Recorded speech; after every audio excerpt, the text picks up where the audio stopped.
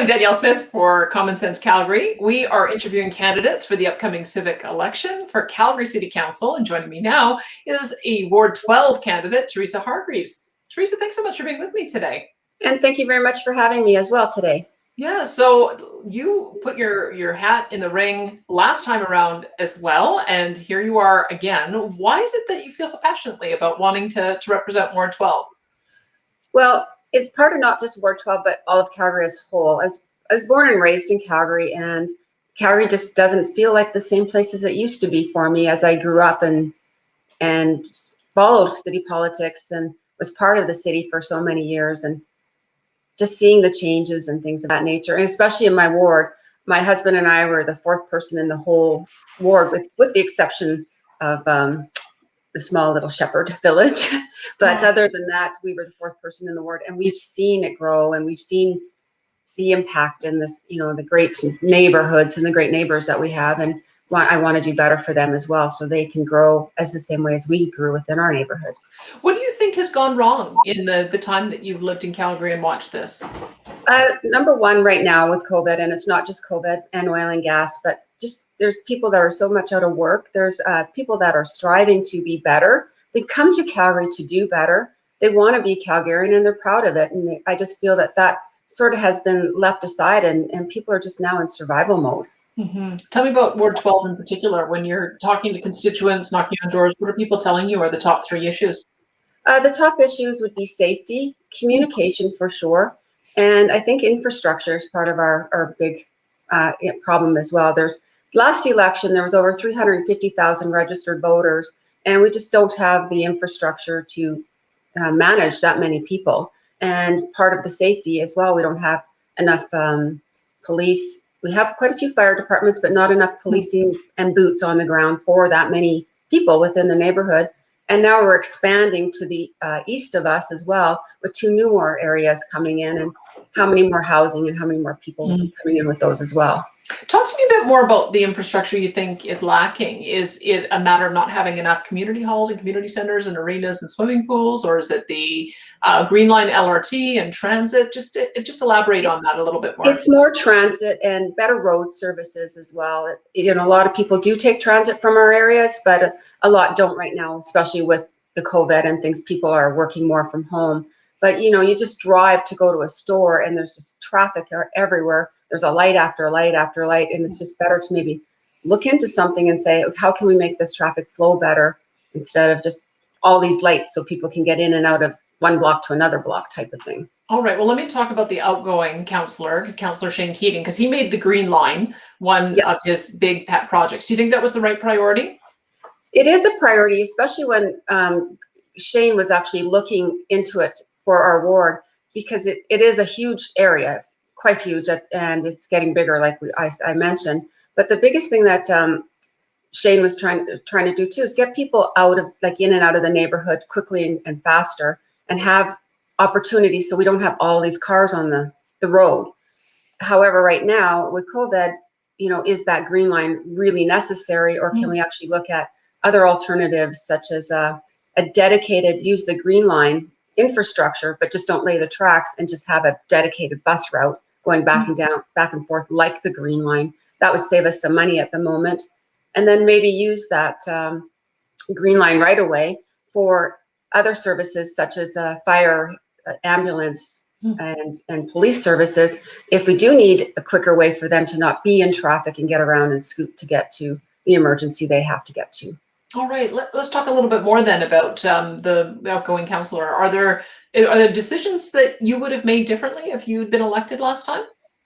Shane and I actually carried on a lot of the same ideas, and sort of, I guess we kind of have some sort of, we actually spoke a lot during the 4 years, and we do have some of the similar ideas together. However, my changes would be to try to find more ways of getting people within the area working, getting people more working within their own area. Why travel to downtown if they don't need to?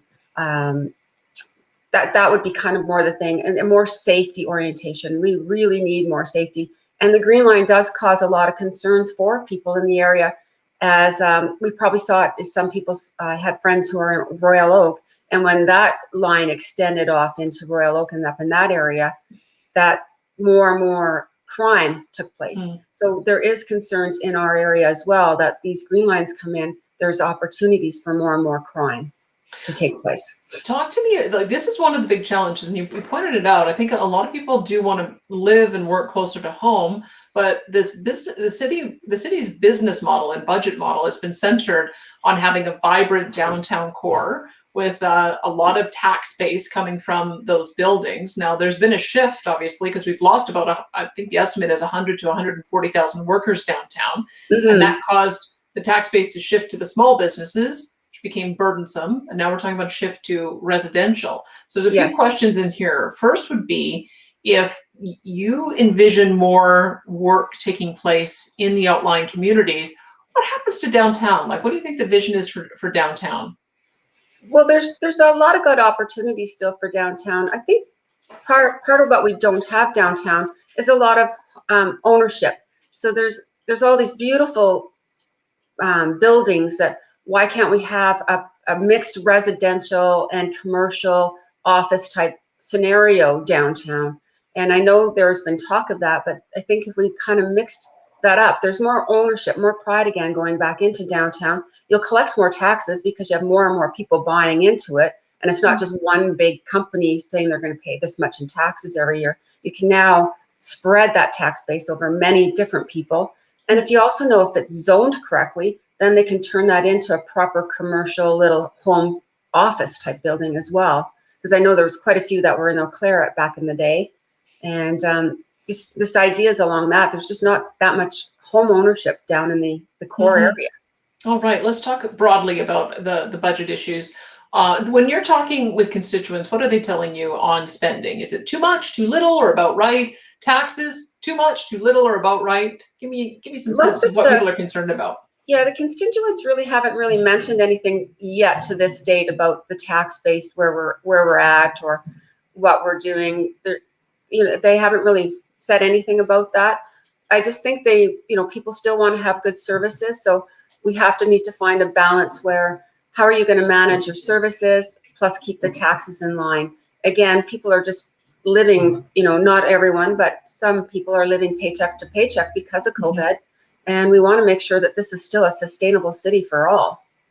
Do you have an interest in seeing any new revenue sources, any new taxation powers that's come up in the past in various discussions about the charter and various municipal reports? What do you think of new taxes for the city?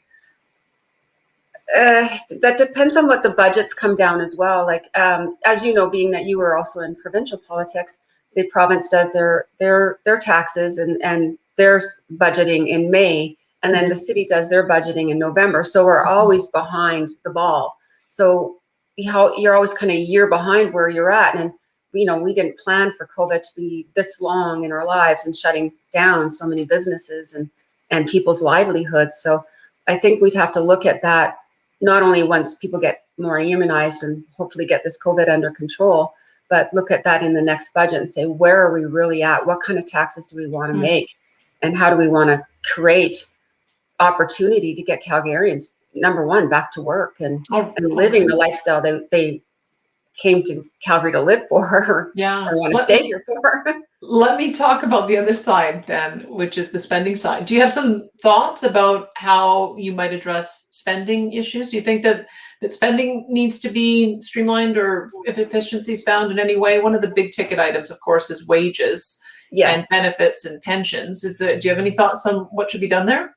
I do feel that we do have room within City Hall and within, the city managed businesses and stuff of that nature to do look at streamlining. I come from an oil and gas background as well, and I am a landman and own my own little business and doing that. And as a business owner, I have to find ways to keep my business afloat and cut things back, whether it be I can't buy that new computer because I can't afford it within this year's budget. Is there better ways, for example, within City Hall to streamline their tools? Do they need 10 programs that do the same thing because someone does not know how to work another program?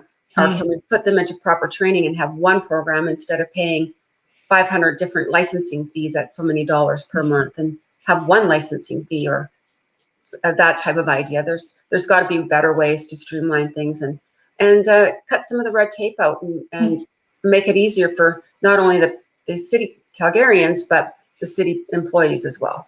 Tell us a little bit more about your business experience and how you think what you've done in your private sector life would make you best qualified to give direction to administration on the kind of things we're talking about. Well, at least with owning your own business, you know where you have to actually, I guess, put your foot down and say that is not a good plan at the moment, because of we have these restraints or we have these regulations. Being very heavy regulated. Sorry, you have to worry about, what are you going to manage? Are you able to get that passed? Can you get that through this in this time? Working together as more of a team member, and trying to get things more streamlined is my main focus of what I try to do, and be open-minded. Maybe there is a better way that some of the employees or ideas that are within City Hall might be better for us to actually sit down and listen to and be heard. All right. So you've already talked about some streamlining that you could do on operations, as well as on different approach to the Green Line. There's a few other things I wanted to ask you about on the capital budget. There were 4 projects that were major capital projects that were proposed: the event center with the Calgary Flames, the BMO Center expansion for more convention space, the Arts Commons transformation, and the Foothills Fieldhouse. But when the city voted to approve these projects, they did so against the advice of the city's own CFO, who said that they could only afford one of them. So if you had to choose one of these projects, which one would it have been? Well, I do feel that the Flames and the BMO Center are, without COVID, would actually be a good opportunity to bring more and more people in. However, I don't know if I would have kept it down in that location. I might have put it in a different location where infrastructure would be easier, getting people in and out of this sort of that area would flow a lot better. As we know, when we go to a Flames game, it takes how many hours to get out of the parking lot? And even though the transit's there, you can't say everyone's going to take transit. So, Well, there's going to be more places for us to sit and wait and eat wings while we're waiting for the traffic to clear. At least there's that. Let's talk about the guidebook to great communities, because it did cause some controversy in the last little while. I'm wondering, are you hearing about it in Ward 12? Not in Ward 12. I haven't heard it. I just heard it within the news and what was going on in the news. And from what I understand, the guidebook's been in controversy for over 20 years, and it's only just a guidebook. It's to help Calgarians understand, what they can appreciate next door being built. Like, you don't want to infills. Luckily in Ward 12, we don't have infills as of yet, but that doesn't mean that our nice little town of Shepherd or area of Shepherd may have that opportunity coming their way. But here in Ward 12, we don't have that as yet. But you get some of the inner cities and inner city communities where they have the infills. Do you want an ugly cardboard box up against your house when you have this cute little petite little farmhouse next to you, type of thing? So that's what the guidebook to me is meaning for. It's not meaning that this is the way Calgary's going to be built and this is how developers have to do it. It's to kind of give Calgarians and developers an opportunity to work together and find out what works for both parties. Let me more broadly then address issues of affordable housing and the whole tension between, do you densify and build up and have more multifamily, or do you address issues of affordable housing for for sort of first-time home buyers by doing more greenfield development and building out in the suburbs? How do you approach that issue? How do you find the balance? Well, luckily in Ward 12, we have a combination of both. We have condos, townhouses, row houses, duplexes, and single-family homes. And I was just speaking to a couple developers within the area already, and they actually have the multi-use areas going in already with condos and the townhouses and duplexes and normal single-family homes as well. And I did ask them about that, what they had in mind, and they did say that they wanted to have a lower priced, smaller footprint family home or first-time home buyer families that they can actually move into. Because I had mentioned that that would be one of the concerns that I had with them. All right, let's go to a couple of other questions about things that have come up in the last year. Snow removal became an issue in December for a lot of communities because I think there were a lot of problems even weeks after that big dump that came in December. Are you hearing Yes. about that too? And Yes. tell us the impact on Ward 12 and tell us if you have some thoughts about how it could be addressed better in future. Well, we're still picking up some car parts actually in the streets from people who bottomed out, and I do understand that they do have the priorities with, you know, the route ones, the route twos type of thing. Within Ward 12, the main roads weren't too bad for a while, but the side roads were like months. I think it was probably end of January, first part of February that we were even able to kind of drive somewhat normal down the road. You know, and I totally kind of understand what we do have to get the priority routes up and running first, but it is COVID too, so a lot of people still weren't driving that much yet. However, you know, if you did have to get out in emergency, you couldn't get out of your own area, which just makes it tough for a lot of people. And if we have to do spend a little bit more upfront for some of our budgets, then just to get people so they can move again, I think that's worth the money for all Calgarians. Do you think that there's some role for contracting out or privatization or private sector to partner with the city, whether it's this issue or delivery of golf courses, operating golf courses, or picking up garbage? Generally speaking, what's your thought on that? Some privatized stuff is good, as we saw within the liquor stores. You know, when the Alberta took over and put the liquor stores as privatized, because it did open up independent business, more people to work. That idea as well. However, you know, when you do look at the city of Calgary and city employees, they take pride in what they do as well, and they take the responsibility more so than what maybe someone else may or may not do. To them, it's just a contract or just a job. Where city employees, this is not just their job, but it's their livelihoods. And I think they, as an employee, you know, would take more pride knowing that they have a good job, and it's for their own city and for where they live and work and play. All right, let's talk about public art. There have been a couple of black eyes. Do you think Yes. do you think they've solved the problems there? No, I don't think so. This was kind of an issue we had with the last election as well.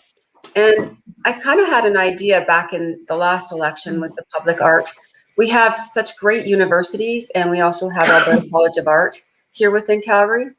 Why can't we utilize our students to create art for the city, have their name put on something here within the city?